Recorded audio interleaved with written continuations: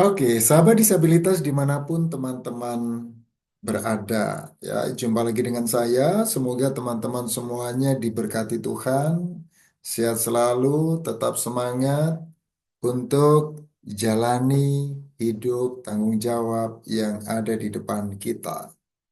Oke, dalam beberapa minggu terakhir, ya.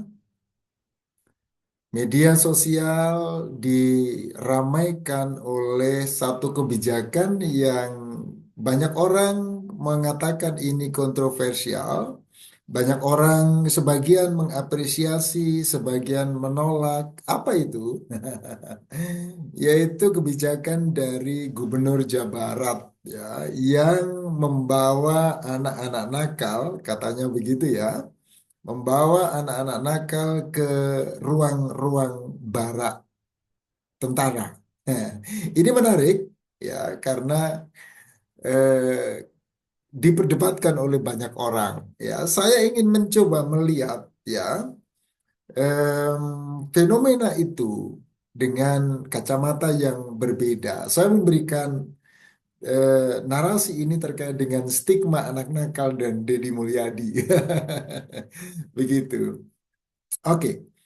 Em, ada satu tokoh sosiolog ya, Erving Goffman, ya, seorang sosiolog yang memiliki kontribusi besar dalam studi interaksi sosial, ya, identitas dan stigma dalam masyarakat. Oke, dalam karya klasiknya yang ditulis pada tahun 1963, ya, Stigma Notes on the Management of Spoiled Identity. Ya, di buku itu ia mendefinisikan stigma itu sebagai satu atribut yang secara mendalam melekat dan kemudian merekonstruksi seseorang.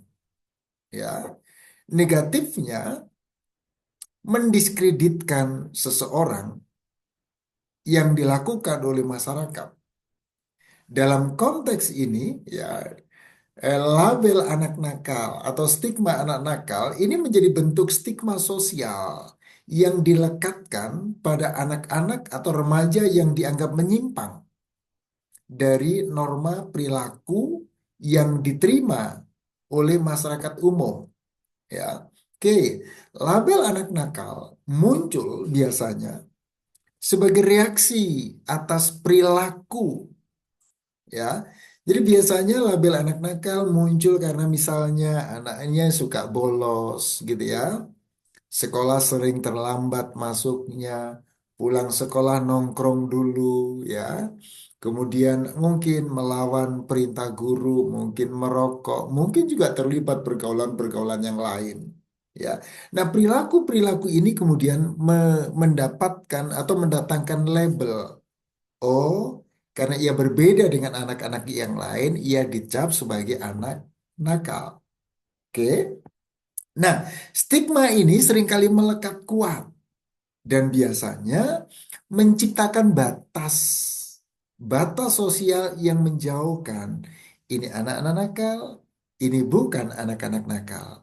Ya, dan biasanya anak nakal kemudian atau stigma ini menjauhkan anak-anak nakal seolah-olah jauh dari ruang-ruang pembinaan yang seharusnya.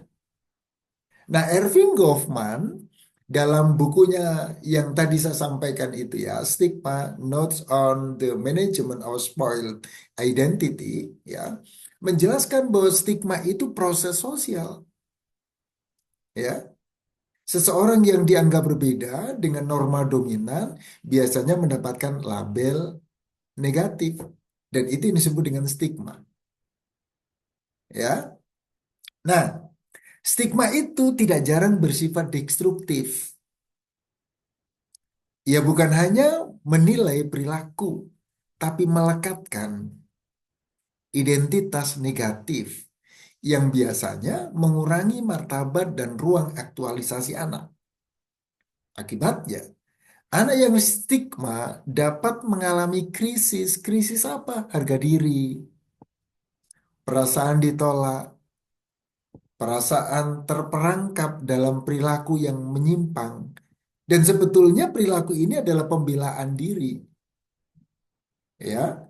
Label tersebut bahkan dapat membentuk karakter dan pemenuhan diri anak-anak.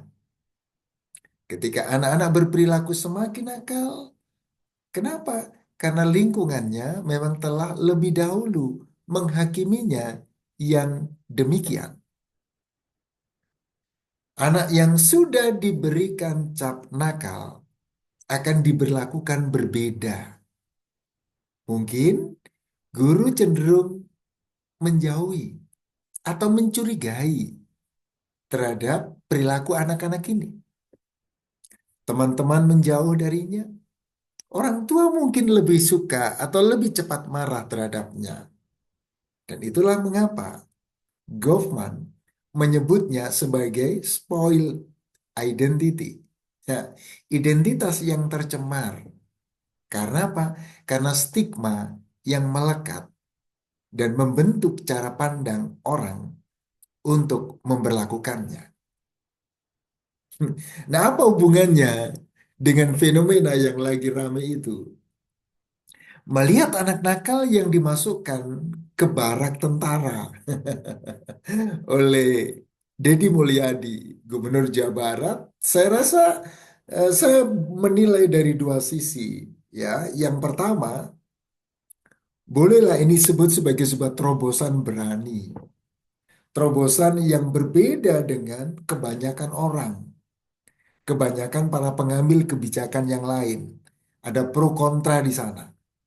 Ya, coba kita bayangkan di tengah isu militerisme, di tengah isu orang sibuk untuk melihat undang-undang TNI, ya, mengkritisinya, ia justru memasukkan anak-anak ke barak-barak militer, ke barak-barak tentara.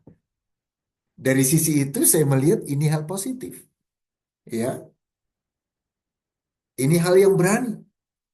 Dan kalau lihat beberapa video yang ditampilkannya, tindakan yang dilakukannya nampak empatik. Ya ngobrol dulu, dialogis, dan nampaknya penuh dengan kepercayaan. Maka pasti kemudian muncul harapan, semoga stigma anak nakal dapat dibongkar.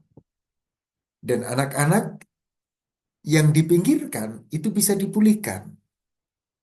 Ya, dari sisi positif pasti ini sebuah model baru, praktik humanis yang menawarkan model transformatif. Dalam apa? Dalam menangani isu-isu kenakalan remaja. Mungkin beberapa orang mengatakan ini lebih adil, penuh pengharapan, penuh dengan semangat edukatif. Tapi ingat di sisi lain, catatan Erving Goffman adalah jangan sampai kebijakan ini menghadirkan stigma baru bagi anak-anak. Ya, kenapa? Karena stigma negatif dapat mengubah cara pandang masyarakat terhadap anak, membatasi peluangnya untuk diterima dan berubah di tengah masyarakat.